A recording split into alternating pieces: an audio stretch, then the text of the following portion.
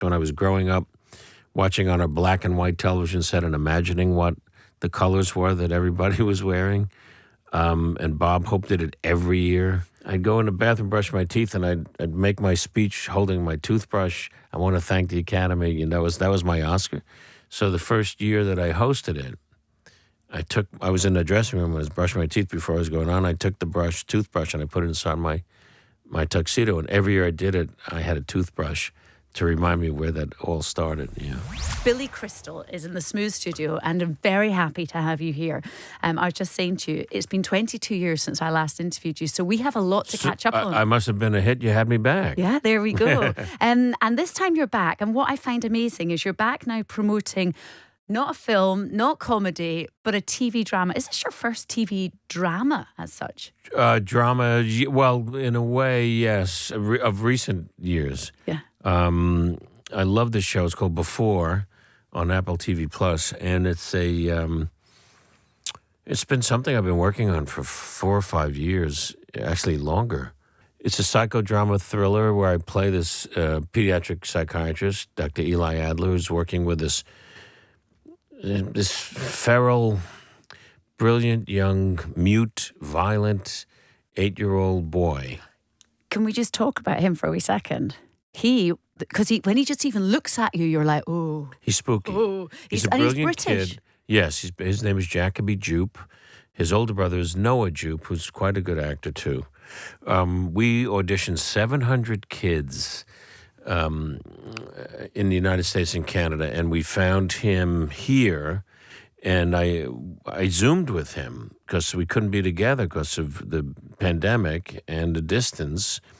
And he was amazing on the Zoom. I mean, he's a brilliant young actor. And I shouldn't even say young. He's just a brilliant actor. And I loved working with him. And we have shared so much time together working on our scenes.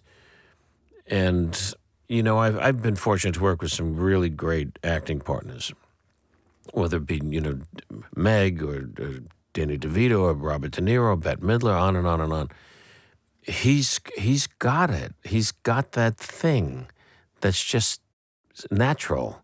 You know, he doesn't know enough yet to have any bad habits. You know, it's just his pure instinct, and it's great to work with. I know. I imagine when you're on set, even on set of Before, I mean, when you have an actor that's that young and that good, you kind of think, okay, now I've been doing this for quite a while, but people like you remind me that I need to stay on top of it. Oh, of course. I mean, you chat. We didn't have a show unless we had someone who could play this really troubled kid, and his range is phenomenal.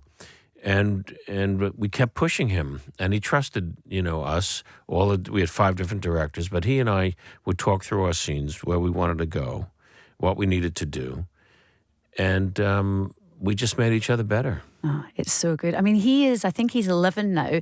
And am I right in saying, were you 16 when you first went on stage for stand-up? Yeah, well, no, younger than that. Were you really? Yeah, I mean, well, if you count, you know, the living room of your home and stuff, I was like 5, 6. But in shows, as a stand-up, as a high school show, I guess I was 14. Oh, wow. Now, do you remember the feeling of being nervous or excited when you get up on stage at that age? You never forget that, because it's what brings you back. I mean, you play golf, so it's that one great shot brings you back. Even if you had a lousy round, you leave with, oh, that 3-iron was good. All right. It's that intoxicating feeling of saying something or doing something that makes the person watching you do something with their body, and a noise comes out. That's a laugh, and it's like the chemistry of it is great, and the instantaneous explosion of it is electric, and that's all I've ever known, you know. Yeah, I think the first time I was in front of an audience, which I talked about on my Broadway show, 700 Sundays, I was 5, and my dad was in the music business. He was producing this jazz concert, and the guys were playing, and I ran up on stage in the midst of all of these great jazz artists and started tap dancing with just one leg because we were too poor to take lessons for both legs, and just going. And the audience went crazy, and I loved it, And I just that's really. I don't do a lot of things well, but that's something that's always been like a very special, safe place for me. Yeah, I mean, well, you've done so much. I mean, people will know you from a whole different group of films, whether it's Princess Bride, which in our house is huge, and my 13-year-old is now obsessed with that film. You've got Harry Met Sally. I mean, who doesn't know that film? Monsters, Inc. City Slickers. We could go on and on. There's so many great films. Do you still love it as much now as you did then? More so. It's not that it's easier, but there's at this point in my career, there's a more adventuresome part of me, that there's more ease in the work. I felt it coming on and depending on the part, because I love to challenge myself. It's a little film called Standing Up, Falling Down, which I guess was 5 years ago. A little independent film made for less than $1 million, with a great funny actor and a lovely young guy named Ben Schwartz, who people know from his improv tour. And I played an alcoholic, pot-smoking dermatologist who was sort of lost. And he was a widower and unsure of a relationship with his son. It was very complicated stuff, which is why when I read it, I said, I'd like to play this guy. And it came easy. And this is just, I was immersed in this dark world and playing a man who's losing his mind, but finding himself. And that was like a really, I would say to the directors, we had 5 different directors in the 10 episodes, push me straight. Don't ever hesitate of thinking I can't or won't go someplace. Yeah. And I'll tell you when I want to try something even different. Let's just keep pushing the boundaries and stretching this guy out. Once you're into a world of fear and madness, there's no limit on what you can do. Yeah. You can just keep trying stuff. And that's what's thrilling about acting now for me, more so than ever. Yeah, but it's nice that you've got all these amazing opportunities. Because I was thinking back and looking through the huge list of films you've done, in the 80s, when all these films started taking off, and then when Harry Met Sally, which is 35 years ago now. Yeah. Did that completely change your life? I mean, I know you were already doing well, but was that a pinnacle moment? Of course. That whole period the turning point, if there is one thing to look at, would be my 1 year on Saturday Night Live when I came back after hosting it twice the season before, and came back as a regular with Christopher Guest and Martin Short, and we had a really good year. And then movies started to happen. So the first was Running Scared, which is a really fun buddy cop movie with Gregory Hines. So now I'm like, people looking at me differently. I'm not just the funny guy on SNL. And then came a really fun movie called Throw Mama from the Train. Yeah. Dark comedy. Danny DeVito directed it. It's a switch on a Hitchcock film called Strangers on a Train, and that did really well. And now each one is like getting more interesting. And then came The Princess Bride, which is 3 minutes of just a gift from Rob Reiner to play Miracle Max.